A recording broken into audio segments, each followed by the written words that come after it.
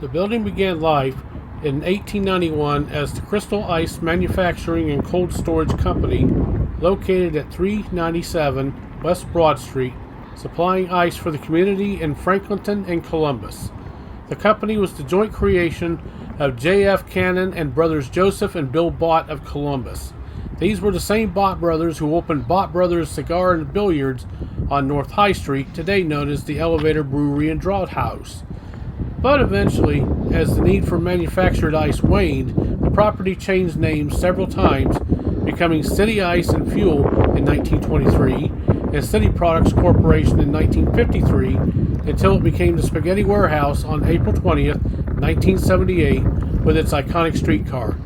The streetcar itself came to the location from Dallas, Texas, and quickly became a defining characteristic of the Spaghetti Warehouse. At that location, beside the elevated train tracks, it was a popular hangout for those craving pasta.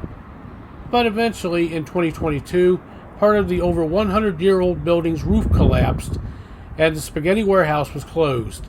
It was hoped that the building would be repaired, but ultimately it was decided that the property would close. There have been stories circulating that suggested that the old building would eventually reopen, torn down to become mixed-use housing, or even have the Spaghetti Warehouse return to that location. As of right now, those are just rumors, but you never know what may happen to the place. As for the Spaghetti Warehouse, in November of 2023, it reopened at a new location at 150 South High Street in downtown Columbus, beside an entrance to the Columbus Commons. From what I can see, it seems popular with the lunch and dinner crowd, and gives those living in the nearby condos and apartments a new place to hang out.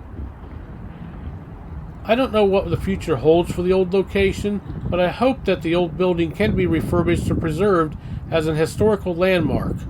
We can only see what the future holds.